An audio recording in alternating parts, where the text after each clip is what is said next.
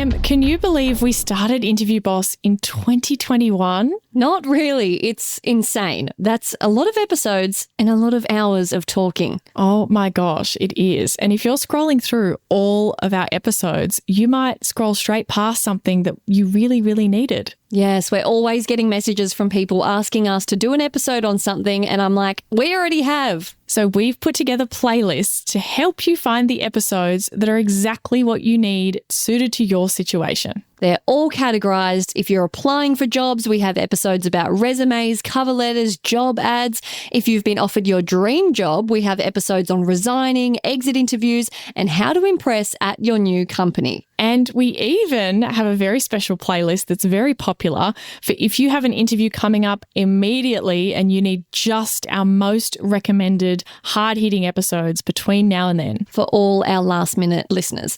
It's all there for you. You can browse by category and check out all the playlists at interviewboss.com.au/podcast.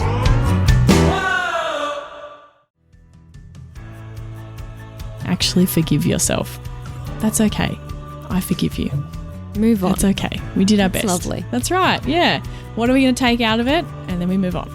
Let that shit go.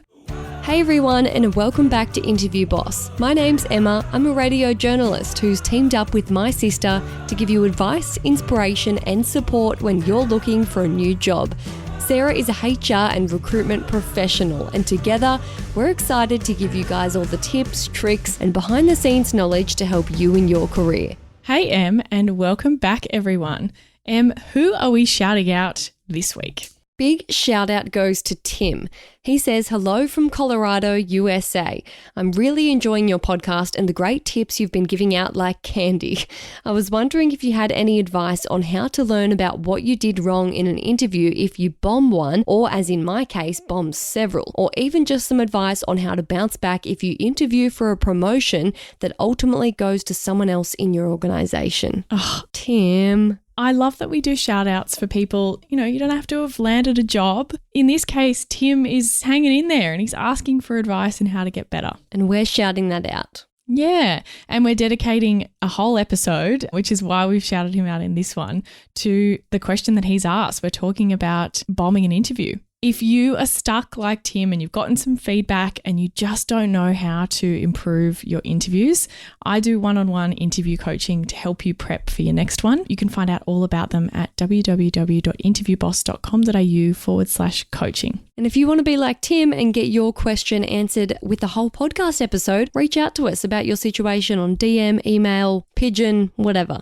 Let's get straight into it and let's help Tim. But first, I want to have a heartfelt little message of support for Tim that we've all been there. We've all bombed an interview. Interviews can be tough.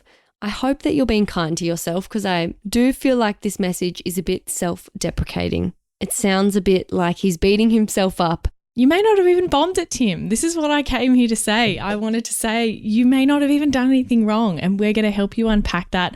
And if you have, we'll tell you what you need to do to help. And I think it's important here to remember the purpose of an interview. They're trying to get to know you, your skills, your experience, your motivations, and it's their job to see through the stumbles and scripts to understand you as a person. And I think for most people, the stumbles and the taking a bit too long or getting lost is what people probably class as bombing, which is totally normal. You're not a robot who regurgitates a perfect script.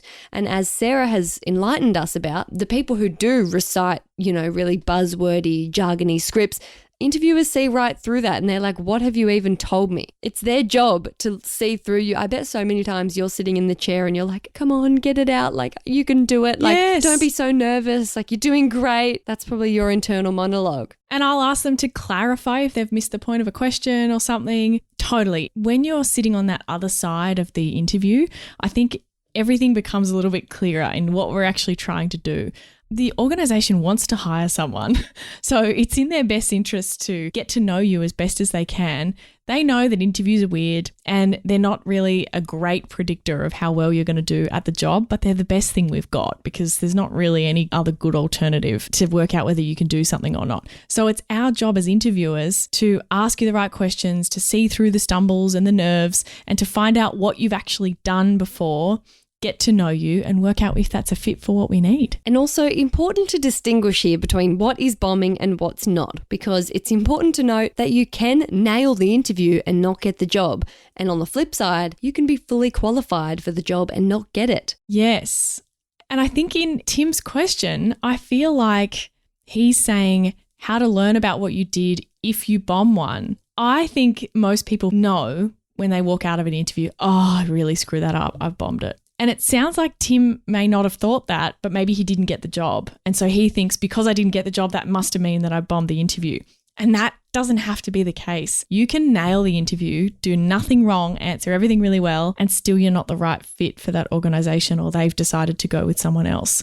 The two don't go hand in hand every time. You can even bomb it and get the job. Totally. Like wild card. Those two don't always go together at all. So it's okay to feel disappointed with how the interview actually went. But if you weren't able to tick the boxes for what they were looking for because you actually haven't had the experience, you didn't do anything wrong. Does that make sense? You can't interview your way out of not having what they're looking for. And I think that's really important to clarify, is that it's okay to feel upset and it's so normal, but it doesn't mean that you did anything wrong. It doesn't mean you need more interview skills necessarily. And quietly, if you're an interview boss listener, you have great skills already, and I'm sure that you haven't bombed several in a row. I think it's external circumstances, maybe some that aren't the fit. I don't think the common denominator here is you, Tim. I don't think it is. And I've seen people talk about, I really bombed this interview and that's why I didn't get the job, because I lost track and I couldn't think of an answer for a particular question. You don't know that that's the reason you didn't get the job. Yeah, we're assuming. Maybe they didn't care about that at all and they just thought, actually this person was a better fit for XYZ reason. It's just a bit of a coincidence that you froze up or something in that question. Which I think, would you say, almost every person stumbles or has a little bit of a blank somewhere in the interview? Of course. I think it would be rare that people come in perfectly nailed, no hesitation. That would be rare. Totally. And there's always stuff that I could have said that better. I could have done that better. Of course, because you're on the spot. That's the nature of it. Exactly. And it's a conversation. How many times do you think we listen back to our podcast and go, maybe we should have scripted ourselves? But that's not the point, because it's more entertaining and it's more engaging for you as listeners to listen to us have a conversation than it is to listen to a script. And I think that really goes to, again, what we said before, the purpose of an interview is not to be robots reading scripts. Definitely. So how to clarify if you didn't bomb? Maybe you just didn't have strong enough experience when they drilled down. Yes, I had an interview like this with a tech company and I really wanted this role because it was a really big step up for me and I thought I ticked all the boxes when it came to the job posting. And I got an interview straight away because I knew someone in the company and I was able to kind of speak to them and got through to a first round phone screen. And over the interview, it became pretty clear that they were looking for someone to roll out learning and development programs, which is definitely not a strong point in my experience. It's something I've hardly really touched on, not because I'm not interested or because I can't do it, but just because of it's never been part of my role. I haven't had the opportunity to. And so I was really struggling coming up with things. I talked about all the stuff that I did have, but it still wasn't enough and they were wanting to know more. And so, yes, I didn't get that job, but I didn't bomb that interview. I was actually really well prepared and I answered all those things really well. I just didn't have enough experience. And so I wouldn't say that I've bombed that interview at all. I'd say I just didn't have the experience. And I did a good job of representing what I had done, but it wasn't enough. I also think not bombing it is if you were yourself as well. If you feel like you represented yourself properly and you feel like you showed a bit of personality, you talked about your strengths really well, you were honest, talked about your motivations and things like that, I wouldn't consider that bombing it just because you maybe didn't get it. Important to note. Have a think about that. Now, okay, hypothetically, if you did bomb, whatever. Everyone bombs sometimes. A one-off, things weren't going right. Things to consider about what led to that. Did you misrepresent yourself? Do you think you came off more senior, or you came off really chatty and disorganized, and actually that's not you at all? You're a really structured, organized person. But you were nervous, yeah. Yeah, or maybe you came off really quiet and actually you're really outgoing and you just feel like it didn't match with who you actually are with how that interview went. I think that would be considered, I've really stuffed this up because that just wasn't me in there. Whoever that person was wasn't me. Yeah, it just came out of nerve-induced second personality. Also, were you not prepared? That's a big one. If you just really didn't have much time to prepare, of course you're going to feel like you bombed it because you're in there making shit up, pulling stuff out of thin air. Or I've seen this before. I read a post where someone went into an interview and they'd prepared for the wrong company and they got the jobs mixed up and they were like, No. I think I'd be really good at this job because I've got these skills. And they were like, that's got nothing to do with this job. You're talking about Woolworths, but you're actually interviewing at Coles. No. Well, actually, that wouldn't be so bad because at least they'd be the same job. But if you're completely different industries or something, that's going to be an issue. And that's the kind of thing that you could go, oh, okay, I really stuffed that up. I shouldn't have said that, or something went wrong and you weren't prepared, didn't have an answer for it. Oh, are you happy to, do the travel that we mentioned in the ad? And you're like, what? And then your answer's bad because you didn't prepare. You haven't thought of anything. Did you use small examples instead of your great stuff? So you're using fluffy little things instead of your non-negotiables that we always talk about that, you walk out of an interview knowing I've mentioned them. Did you miss that? Yes. And I had an interview that I would say that I did bomb, and it was for a great place to work company. One of those winners that always wins the amazing employee experience and everyone wants to work there and they hardly ever recruit. And so I was really, really excited about this interview. And they are still, I think, really known for only taking people who are exceptional. That's kind of their thing. It's a bit ridiculous now that I think back on it. Like superstars. Yeah. And so they want examples of times that you've changed the world and done incredible things. And I made a big mistake that a lot of people make in interviews, and I was too led by the question, tell me about a conflict that you've had or whatever. And so I answered all these questions and I got to the end after I hung up and thought, I didn't mention this, all these great things about me that I didn't get an opportunity to talk about because I didn't find a way to work them into the conversation. And so for them looking for someone exceptional, I came across very boring and very unexceptional because I hadn't talked about all of my good stuff. And so I would say I haven't well represented myself, and I would call that bombing the interview, and I definitely didn't get that job. Another thing to consider is, did you go blank or panic even when you had something to say? Sometimes it happens out of nowhere. You can't do anything about it. And you have a really good answer for it, but you just weren't able to think of it in the thing. Again, I think I would consider that, that sucks. You haven't been able to think of something and you thought of it after you walked out. And that's all something that you can work on. Yeah, so that's all the important things to consider out of the way. Now, what to do if you genuinely do still think you bombed after all of that mindset shift and awareness. So first of all, ask for feedback. If you have no idea and you're a bit lost, well, hopefully they can tell you. And they might say, you were just really nervous and it was hard to get any information out of you. Or they might say it was too vague. Or they'll say, you didn't really show research about the company. Answer the question. Yeah. Ask for feedback. I think this is a hard one if you don't get the feedback. A lot of companies are going to be really hard to get feedback out of. Ask once and let it go. If you don't hear back, you don't hear back. It's going to be challenging to actually get companies to give you something useful, but ask and then move on. If you get it, great. If you don't, that's okay. We can do this without the company telling you. And reflect yourself, like we said, on what it was that you feel that you could have improved on, if anything. And what was it that you felt, I wasn't really happy with that? Think about those things and let's write them down so that we can do something about them. Did you build up the job in your mind to be too much as a dream job? And so it was too much pressure and maybe you stumbled in that sense? Yes. Go back and listen to our red flags podcast episode and go in there with a list of all the things that you think are potential red flags about this company, even the playing field. If you're building this up into, oh my God, I'd be so lucky to work here. This is my dream job.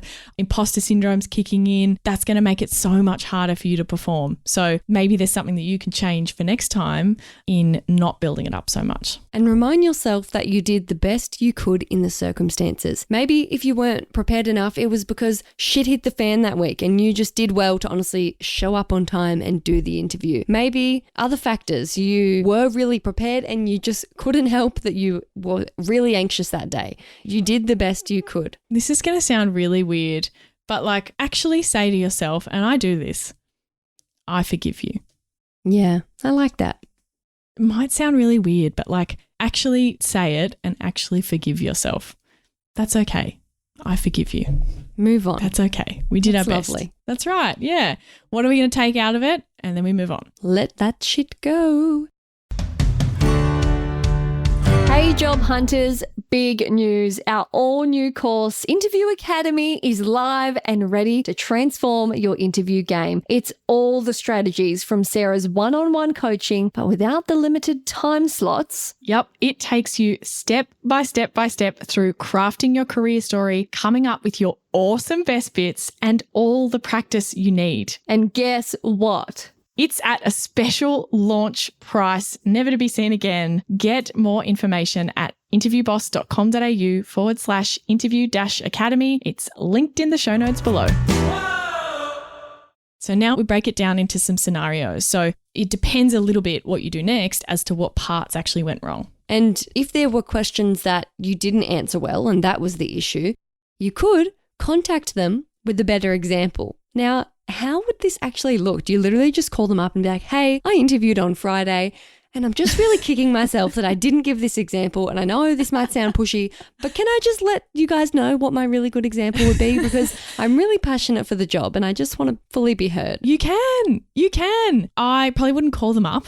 I would probably email it. Oh, but it's going to be so much harder to convey that tone that I just gave on email. Yeah, but hey, thank you so much for the interview. I'm really excited. I felt like I really struggled to come up with an answer to your question about my stakeholder management skills. And as soon as I left, I realized that I really should have told you about this instead. And you can just basically dot point it out. I'd be happy to chat to you more and fill in some more detail about this experience if you'd like.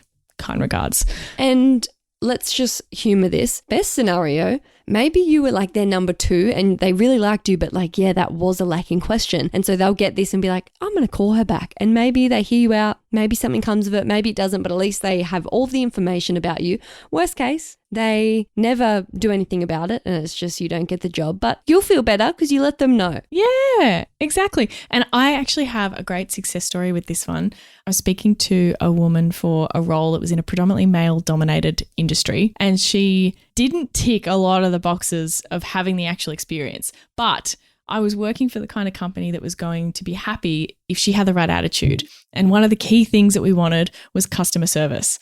Have you gone above and beyond for a customer? And if you've got the attitude, we can kind of train you on the skills part. And I thought she had the attitude. She was so promising with her personality over the phone, but I asked her some customer service questions, couldn't come up with an example. She froze, really got stuck. And I thought, it's just too many things in the negative column now. You know, there's too many things for me to advocate for you.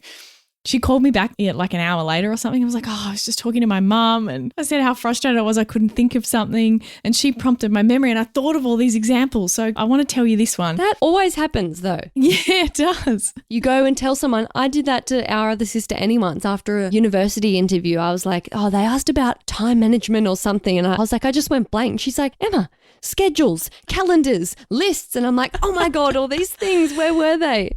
Yeah. And so she called back and said, I should have told you the story. I was hoping I could tell you this now. And I was like, yeah, cool. Like, I'll listen. And it was excellent. It was what I was looking for. And so I booked her in for an interview. She got the job. How good's that? Wow. Okay. Yeah. Great. So you can do this. It's worth your time. Yeah.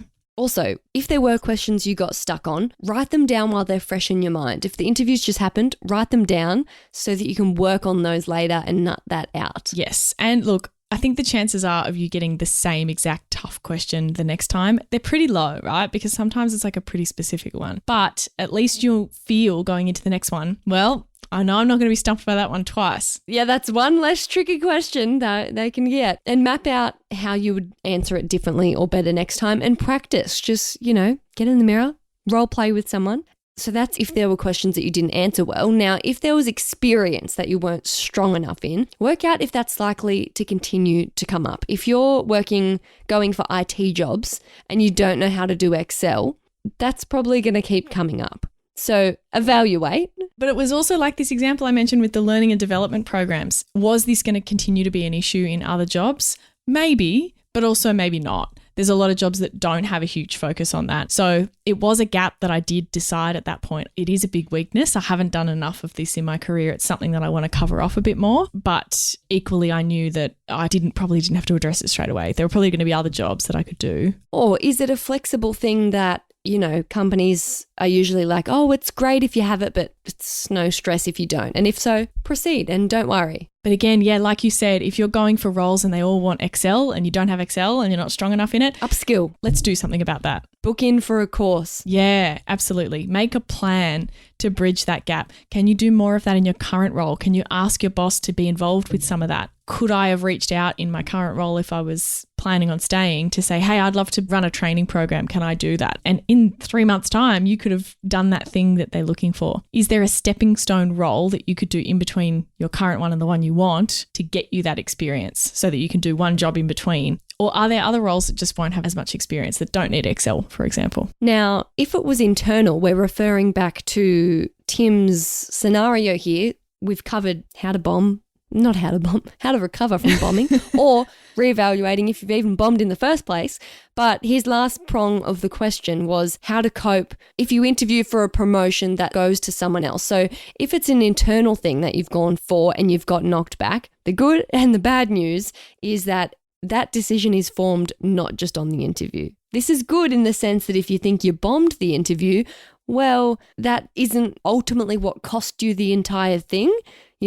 So it means your interview skills, they might not suck. They might be fine. Yes, it's your experience in your current role and your feedback from your manager. But on the flip side, it sucks that, if you nail the interview, they might still knock you back based on other things. Yes, exactly. So the thing is, and I think this is so important, it's back to why do we even interview? We're trying to see if you're going to be good at the job. Now, interviews are imperfect and there's a lot of things wrong with using them to guess whether someone's going to be good at a job. Sometimes we get it wrong. Bad interview, but they would have been good at the job. Good interview, but they're bad at the job. All that kind of stuff. But if you are already in the organization, a lot of those things aren't unknowns anymore. We know your work ethic. We know your attitude. We know your customer service skills. We know all these things about you already.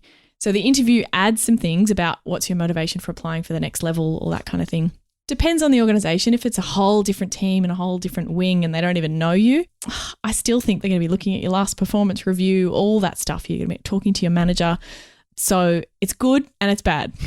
And I'd say for Tim, get feedback, because when it's internal, that is the best part. You can make sure you get feedback. Yes, and they're going to give it to you compared to a busy HR company that's knocked back 500 people. Boring. We don't have time to give you feedback. This is someone you know and probably work closely with. Of course, they're going to have the time to give you feedback. Make sure you book a meeting. Ask for a one-on-one. Go through it in depth. What is it that I missed out on? What are the things that I can do to get there? Was it my interview skills? Maybe it was. Maybe you were on the same level and they interviewed better. I love asking that. What can I do to get there? Because then it's like a big, I don't want to say a fuck you, but it's like you come back and you're like, remember that thing you said to do? Here's the receipts. And you have nothing left to say. Hire me, That's exactly right. That's right. Because you're asking them, what was it that I didn't have that made you not choose me? And how can I fix that over the next 6 months? What can I do? And it might have been some attitude stuff that they've picked up on. It could be, that you're not being involved as much with the rest of the team in a mentoring role, or there could be so many different things that you might get in terms of feedback here.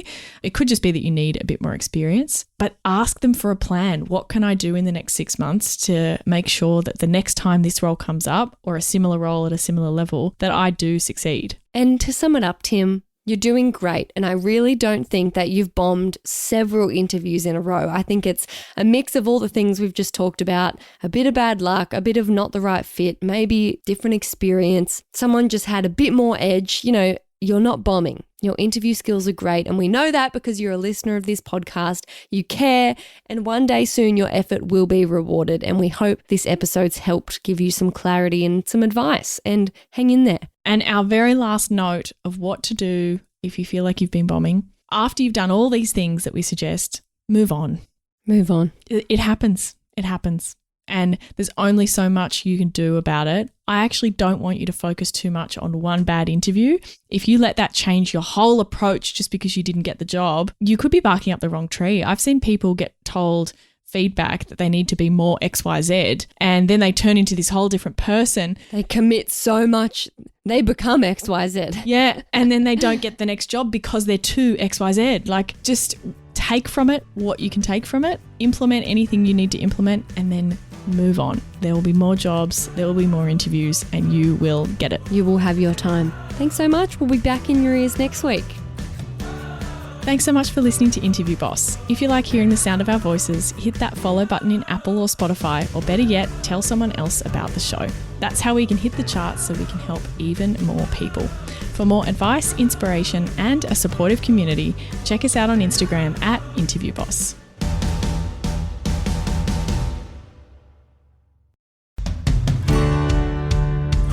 We've been your job search besties and helped you in some way. There's a cool way you can support the show. Shout us a virtual coffee. We get a huge kick out of reading all of your success stories. Head to buymeacoffee.com/interviewboss and shout us a cuppa. If you keep us caffeinated, we can keep the content coming.